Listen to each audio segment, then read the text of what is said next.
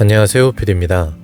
오늘은 에고를 위한 소망과 영혼을 위한 소망의 차이에 관하여 아래 두 가지를 베이스로 얘기를 해보도록 하겠습니다. 정보를 전달하는 느낌으로 오디오북을 읽듯이 존댓말은 생략하도록 하겠습니다. 첫 번째, 우리의 소망은 크게 두 가지로 분류할 수 있다.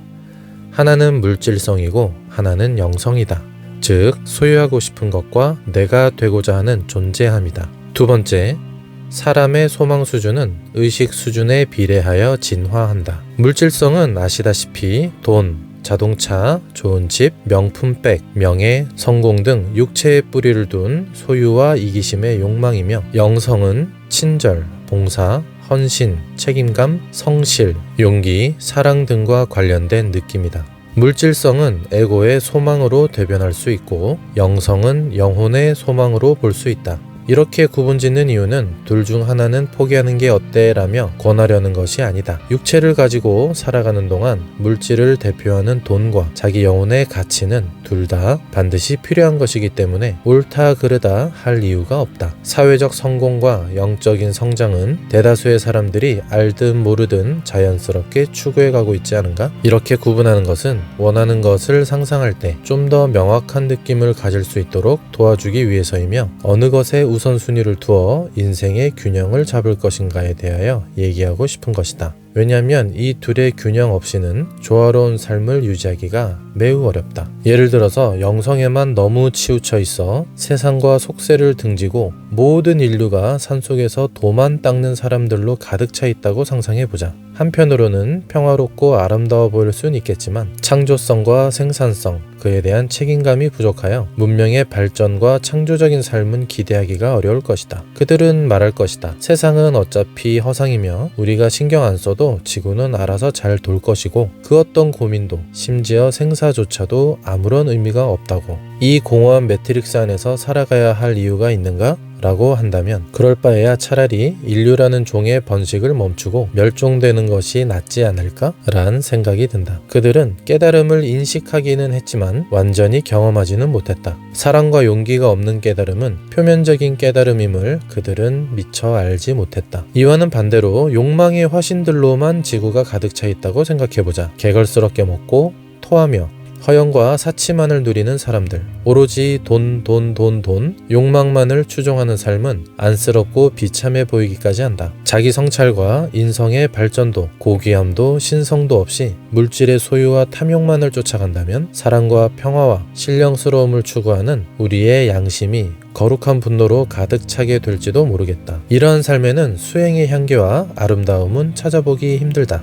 이처럼 영성과 욕망이 조화롭기 위해서는 정신을 차리고 절제력과 통제력이 필요한데, 이는 인간의 스피릿과 관련이 있다. 그래서 조금만 생각해 본다면 정신이 주인이 되어야 할지 물질이 주인이 되어야 할지 여러분은 이미 답을 알고 있다. 영혼에서 에고가 나온 것이고, 에고를 통하여 영혼은 물질 세계에서 저마다의 독보적인 색을 표현하며 예술성과 문화를 창조할 수 있기 때문이다. 즉, 영혼의 성장과 완성을 위하여 물질은 활용되어져야 하지 주객이 전도되어서는 안 된다. 이렇게 자아를 최우선의 가치로 놓을 때 우리는 물질에 끌려다니는 노예가 아닌 물질을 주체적으로 활용하고 적시적소 필요한 곳에 사용할 수 있는 물질의 주인이 될 수 있다. 여러분 소망의 수준이 소유에서 존재함으로 바뀔 때는 삶의 부딪힘을 통해 어느 정도 진화되고 있다고 보면 된다. 의식이 성장하였다고 해서 맛있는 것을 먹고 싶지 않고 좋은 물건을 가지고 싶지 않은 것은 아니다. 여전히 맛있는 것을 먹고 싶고 근사한 침실에서 자고 싶다. 단지 내 삶에 영혼의 목적이 생겼기 때문에 소유가 아닌 활용의 개념으로 바뀐 것이다. 그래서 소망을 적을 때 1순위로 무언가를 적었는데 가슴에서 반응이 없다면 그 리스트는 조금 아래로 내려놓으란 뜻이다. 이 과정에서 처음에는 당황할 수 있다. 돈이 1순위가 아니라니, 결혼이 1순위가 아니라니, 그럼 대체 뭐가 1순위란 말인가? 이때 안내자의 말에 따르면 되는 것이다. 안내자가 잘 안 느껴지면 자신의 이름을 부르면서 물어본다. 누구누구야, 내가 진짜 원하는 것이 무엇이니? 진실되고 진정성 있게 물어야 답도 진지하게 내려온다. 장난으로 물어보면 답도 장난으로 내려온다. 그렇게 했음에도 소망과 상상이 잘 떠오르지 않는다면 때는 모드를 전환해야 한다. 바로 기도 모드이다.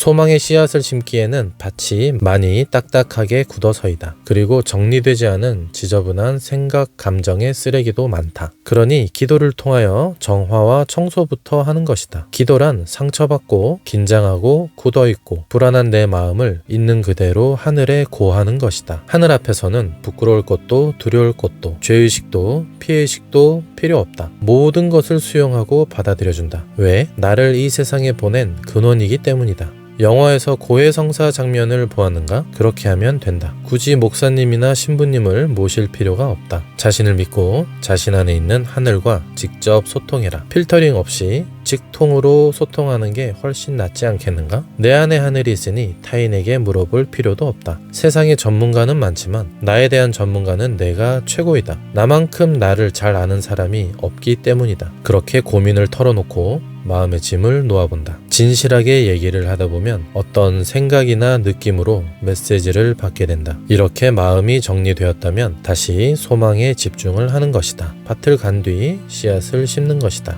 정말로 밭을 잘 준비해야 한다. 안 그러면 심는 족족 씨앗이 실시간으로 죽어버리는 것을 느낄 수 있다. 시크릿 끌어당김의 법칙을 자연스럽게 이해하고 활용했던 수많은 자수성가한 사람들, 오프라 윈프리, 데이빗 거긴스 등 공인들이 성공하고 돈이 그들을 따라갈 수 있었던 건 바로 돈을 쫓지 않고 자신의 영혼의 목소리에 귀를 기울였기 때문이다. 돈이 1순위가 아니었다. 위에 얘기한 우선순위를 잘 이해했다고 보면 된다. 인터뷰나 대화를 들어보면 그들은 자신의 영혼이 무엇을 원하는지, 자신이 어떤 소명과 사명으로 이 세상에 태어났는지, 어떻게 트라우마를 극복했는지, 자신의 특기와 장기는 무엇인지, 무엇을 잘하고 못하는지를 자신과의 냉철하고 깊은 대화를 통하여 정확하게 파악하고 이해하고 있다. 자신의 영혼과 깊고 깊은 대화를 나누었다는 뜻이다. 그렇게 사람들에게 선한 영향력과 영감을 주니 돈이 안 따라올 수가 없는 것이다. 이처럼 삶의 우선순위를 저마다의 독창적이고 위대한 영혼의 리듬을 따라가다 보면, 그리고 포기만 하지 않고 계속 걸어간다면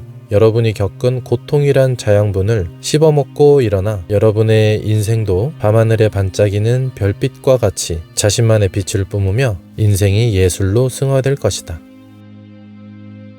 이번 영상은 여기에서 마치도록 하겠습니다. 감사합니다.